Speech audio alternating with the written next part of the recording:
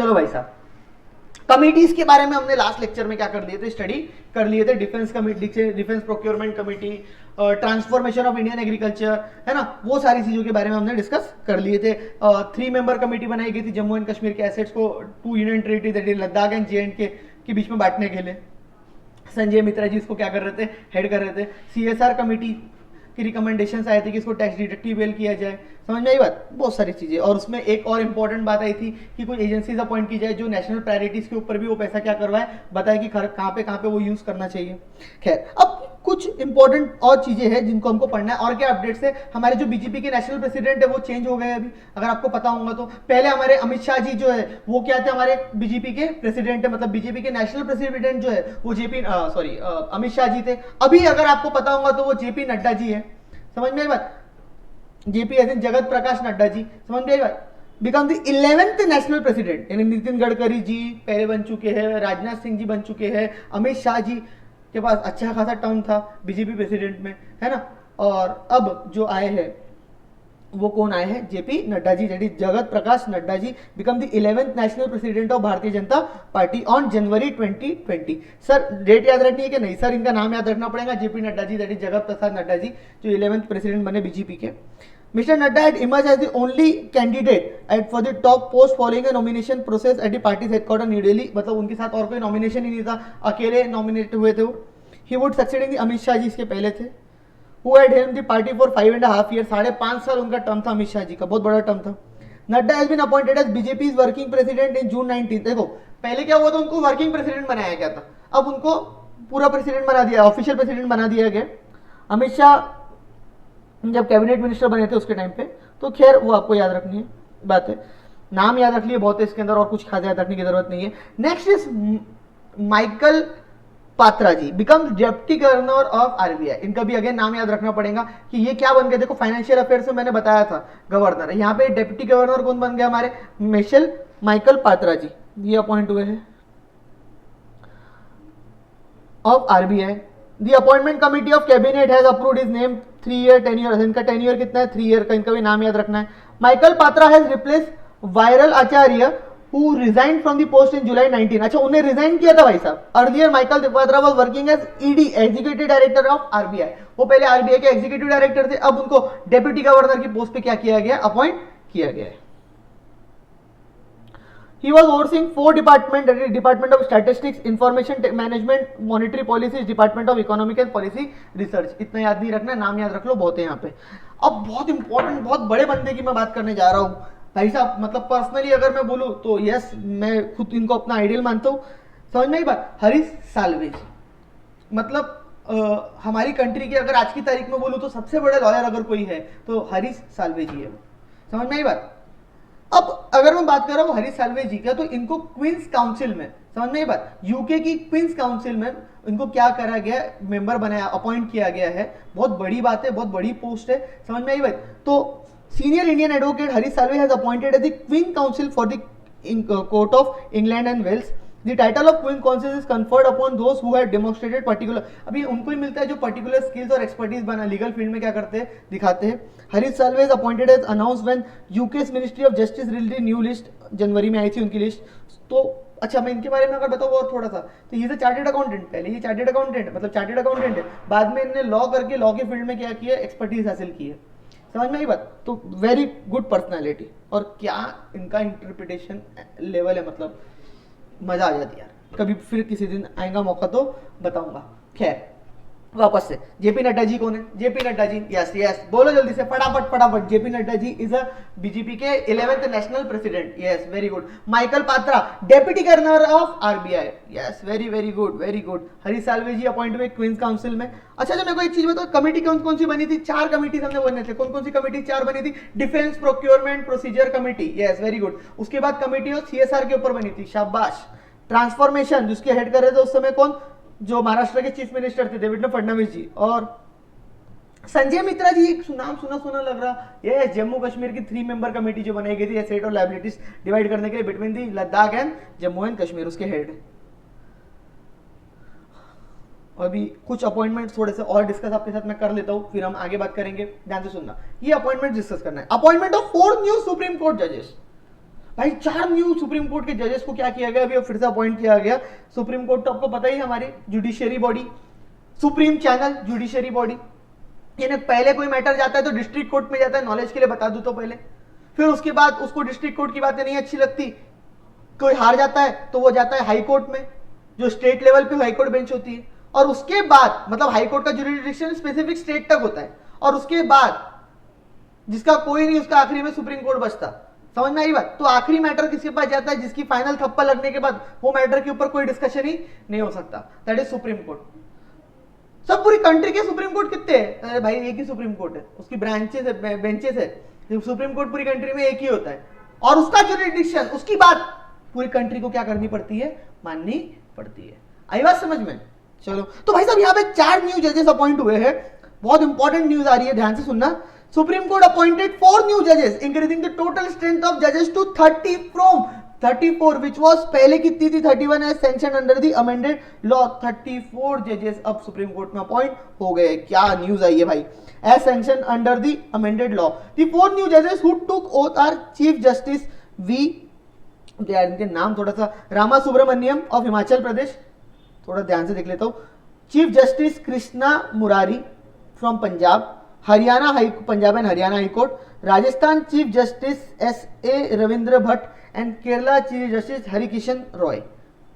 वापस से पहले वाले कौन चीफ जस्टिस है, पहले चीफ जस्टिस है हमारे वी रामा सुब्रमण्यम ऑफ हिमाचल प्रदेश से जो आ रहे हैं, चीफ जस्टिस कृष्णा मुरारी जी जो पंजाब और हरियाणा हाई कोर्ट से आ रहे हैं। एक्चुअली पंजाब और हरियाणा हाई कोर्ट का जुरिडिक्शन एक ही है, राजस्थान एक ही कोर्ट है वो। Rajasthan chief justice S A Ravindra Bhatt जो राजस्थान के चीफ जस्टिस राजस्थान से आ रहे हैं। केरला चीफ जस्टिस हरिकिशन रॉय, ये भाई साहब केरला से आ रहे हैं। Central government had on September 18 cleared that the SC coalition recommended names of judges for the appointment post the enactment of the Supreme Court number of judges bill 2019 into law। भैया number of judges, the judicial strength of apex court has been increased to 34। भाई साहब वो पहले 31 थी, कम पढ़ रहे थे हमारे यहाँ पे जजेस, अब 34 उसको अमेंड कर दिया गया लॉ को, यानी ये भी मैटर लॉ में लिखा हुआ रहता है, और ये पावर सेंट्रल गवर्नमेंट की है, सेंट्रल गवर्नमेंट की पावर है, सेंट्रल गवर्नमेंट ने उसको क्या किया, चेंज किया, कितना कर दिया, 34 कर दिया। तो 4 न्यू जजेस अपॉइंट हुए कहाँ पे, सुप्रीम कोर्ट में। खैर देखो यार, ये बातें आपको ना बेटा करंट अफेयर जो मैं पहले दिन से बोलते हुए आ रहा हूं, आपका जो करंट अफेयर सब्जेक्ट है उसके लिए बेसिकली आपको लेटेस्ट अपडेट पेपर के तौर पे इकोनॉमिक टाइम्स पढ़ना ही पड़ेगा रोज। मतलब आप ये सोचना छोड़ दो कि मैं इकोनॉमिक टाइम्स नहीं पढ़ूंगा, जिंदगी लिख लो, मतलब बहुत काम आएगा आगे जाके। इकोनॉमिक टाइम्स पढ़ते रहोगे तो ये सब्जेक्ट में 1 नंबर क्या लेके आओगे, मार्क्स लेके आओगे। समझ में आई बात? मैं भी वही न्यूज सुना रहा हूं, अभी दूसरी न्यूज आ रही है यार इंपॉर्टेंट वाली, appointment of principal secretary, prime minister को प्रिंसिपल सेक्रेटरी, प्राइम मिनिस्टर के लिए प्रिंसिपल सेक्रेटरी को क्या किया गया, अपॉइंट किया गया, डॉक्टर पीके मिश्रा जी। अगर आपने इनका नाम सुना होगा, नहीं सुना होगा तो अभी सुन लो। Doctor PK Mishra ji who was serving the additional principal secretary to prime minister, जो अभी तक एडिशनल प्रिंसिपल सेक्रेटरी थे, has been appointed as the main principal secretary to the prime minister. समझ में आई बात? The fresh appointment was necessitated after Narendra Mishra ji, that is Modi's prime principal secretary since the beginning of previous term stepped down recently। समझ में आई बात? उनके बाद अब किसको बनाया गया, पीके मिश्रा जी, यानी पहले भी मिश्रा जी थे, अभी भी मिश्रा जी थे, बस पहले नरेंद्र मिश्रा जी थे, अब डॉक्टर पीके मिश्रा जी जो एडिशनल सेक्रेटरी थे, एडिशनल प्रिंसिपल सेक्रेटरी थे, अब उनको मेन प्रिंसिपल सेक्रेटरी बना दिया गया है। इन अनदर टॉप अपॉइंटमेंट हुए cabinet secretary, former cabinet secretary PK Sinha who was appointed as the official special duty in the PMO now has been appointed as principal advisor. यानी 2 बातें आ गई, प्रिंसिपल सेक्रेटरी अगर मैं बोल रहा हूं तो प्रिंसिपल सेक्रेटरी हमारे पीके मिश्रा जी बन गए, और हमारे प्रिंसिपल एडवाइजर नरेंद्र मोदी जी को जो एडवाइस करते हैं प्राइम मिनिस्टर को हमारे, वो बन गए हमारे कौन, पीके सिन्हा जी।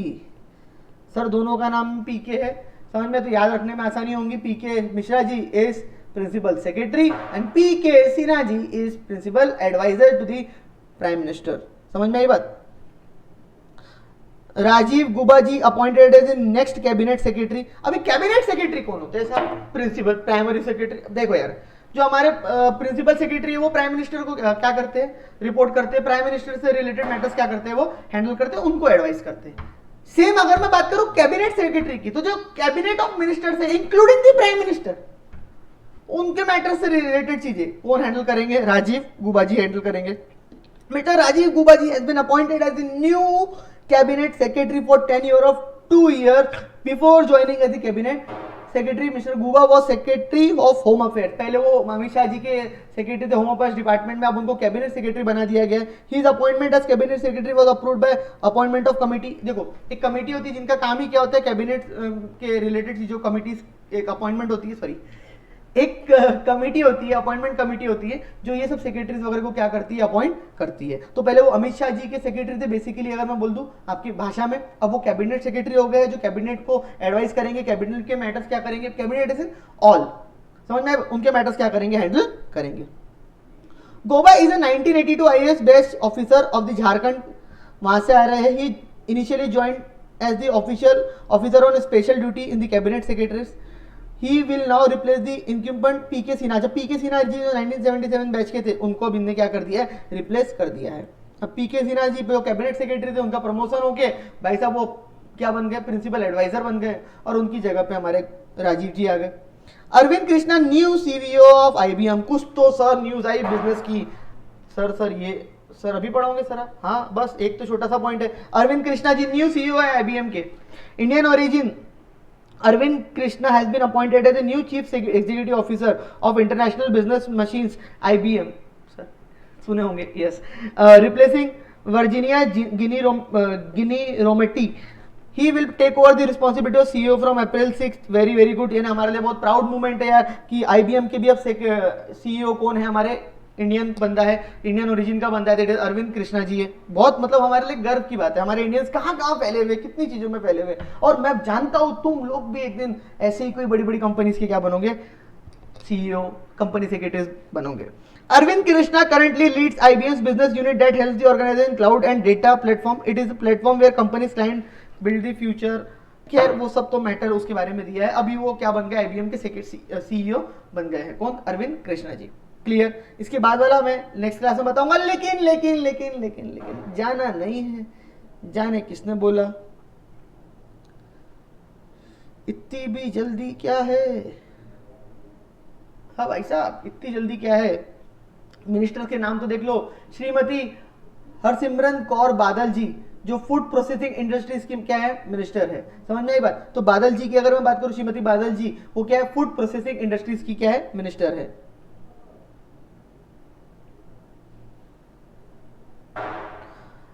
श्री थवरचंद गहलोत जी मिनिस्टर है काय के, सोशल जस्टिस के. वापस से पहले, इसके पहले कौन थे, हरसिमरत कौर बादल जी काय के मिनिस्टर थे, फूड प्रोसेसिंग इंडस्ट्रीज. बादल जी काय के मिनिस्टर है, सॉरी माय मिस्टेक, श्रीमती बादल जी काय के मिनिस्टर है फूड प्रोसेसिंग इंडस्ट्रीज के. उसके बाद कौन है, गहलोत जी आए, थवरचंद गहलोत जी, सोशल जस्टिस और एम्पावरमेंट. समझ में आई बात, उसके मिनिस्टर है. He is a very good personality. इनके बारे में बिल्कुल पूछा जा सकता है. जयशंकर जी भी आपने याद रख लेना, सुब्रमण्यम जयशंकर जी भी याद रख लेना. बहुत बहुत मतलब इंपॉर्टेंट पर्सन है. एक्सटर्नल अफेयर्स की क्या है, ये मिनिस्टर है. मतलब जो पहले सुषमा स्वराज जी थी, आफ्टर इज हर डेथ इनको क्या करा गया, अपॉइंट करा गया. And he is a very very good man. तो इनसे ईमानदार बंदा नहीं है कोई, है ना. अच्छा मजे की बात ये पॉलिटिशियन नहीं है ना. पॉलिटिशियन नहीं होने के बावजूद भी इनको मोदी जी ने क्या अपॉइंट किया, as external minister, because of his experience. यही तो मोदी गवर्नमेंट की खासियत है यार, और क्या बोलूं इससे ज्यादा मैं.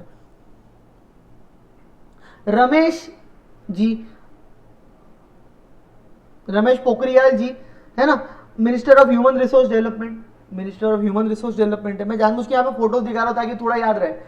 Arjun Munda ji tribal minister, tribal affairs के, है ना. वहीं से आते ट्राइबल अफेयर्स के पूरे मैटर्स, पूरे चीजें कौन हैंडल करते हैं, हमारे श्री अर्जुन मुंडा जी. इनको तो कौन नहीं जानता भाई, क्योंकि सास भी कभी बहू थी वाली मैडम, एज इन सॉरी मतलब उनकी जो हेड थे वो श्रीमती